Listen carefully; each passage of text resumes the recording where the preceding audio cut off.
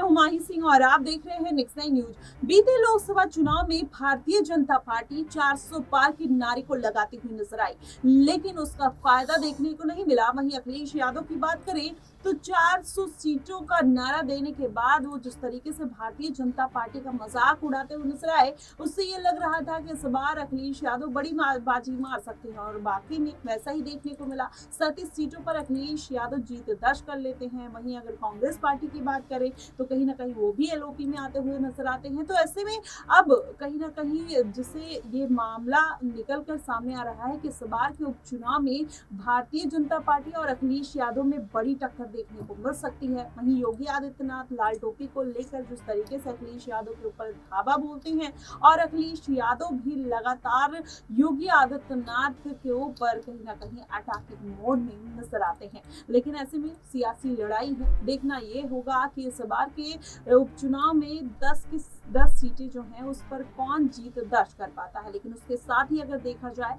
तो अखिलेश यादव ने जिस तरीके से मॉनसून ऑफर देकर भारतीय जनता पार्टी में फूट डाली थी, उससे ये कहा जाने लगा था कि इस बार स्वामी प्रसाद मौर्य तो नहीं लेकिन केशव प्रसाद मौर्य सपा में शामिल हो सकते हैं और कहीं ना कहीं पूरा भारतीय जनता पार्टी का खेल बिगाड़ सकते हैं। लेकिन ऐसा नहीं हुआ। केशव प्रसाद मौर्य के सुर बदले। जब वो शीर्ष कमान से मुलाकात करके आते हैं तो कहीं ना कहीं उनके सुर जो है योगी आदित्यनाथ के लिए बदले बदले नजर आते हैं और फिर वो पीएम मोदी की तारीफ करने के बाद जिस तरीके से मुख्यमंत्री की तारीफ करते हैं, बोलते हैं कि आपने प्रधानमंत्री जैसा पीएम नहीं देखा होगा, वहीं योगी आदित्यनाथ जैसा सीएम पूरे देश में नहीं देखा होगा। इस तरीके की बातें कहीं ना कहीं इससे ये साबित हो जाता है कि भारतीय जनता पार्टी ने किसी बड़ी डील के तहत कहीं ना कहीं ये समझौता कराया है और ये समझौता इतनी आसानी से नहीं हुआ। हालांकि ये भी अटकलें लगाई जा रही थी कि पाकिस्तान के वाले बयान के बाद योगी आदित्यनाथ पीएम पद के लिए दावेदार के रूप में देखे जा रहे हैं। वहीं केशव प्रसाद मौर्य विधानसभा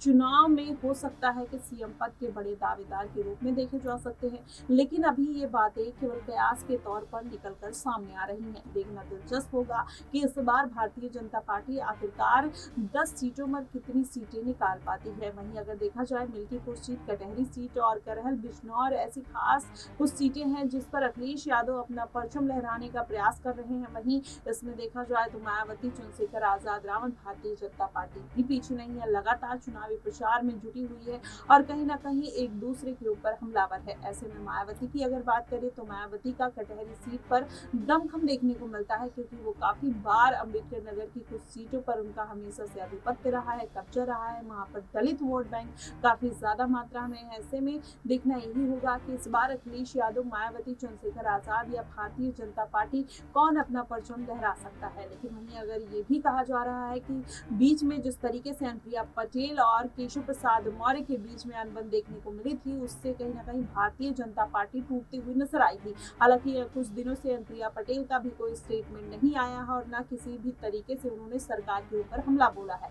ऐसे में माना ही जा रहा है कि केशव प्रसाद मौर्य अब राम साबित हो सकते हैं अगर देखा जाए योगी आदित्यनाथ के लिए, क्योंकि जिस तरीके से योगी आदित्यनाथ को सपोर्ट करते हुए नजर आ रहे हैं, ऐसे में कोई बड़े पद पर समझौता हुई है, कोई बड़ी जिम्मेदारी मिलने वाली है, शायद इसीलिए केशव प्रसाद मौर्य के जो सुर हैं वो बदलते हुए नजर आए। वहीं आरएसएस ने भी दोनों में सुलह कराने का काम किया, दोनों को ये सलाह दी कि अभी चुनाव है, ऐसे में ये जो पार्टी की अनबन है इसको खत्म करने की जरूरत है, ना कि और बढ़ाने की जरूरत है। इसके बाद कहीं ना कहीं पूरा मामला संभलता हुआ नजर आया। योगी आदित्यनाथ और केशव प्रसाद मौर्य के बीच में जिस तरीके से दूरियां देखने को मिली थी वो कहीं ना कहीं कम होती हुई नजर आ रही है। ये किसी पद के लिए है या फिर राजनीतिकरण है, ये कहना थोड़ा मुश्किल है। फिलहाल आपको क्या कुछ लगता है कि भारतीय जनता पार्टी किसी स्ट्रैटेजी के तहत ऐसे कदम उठा रही है?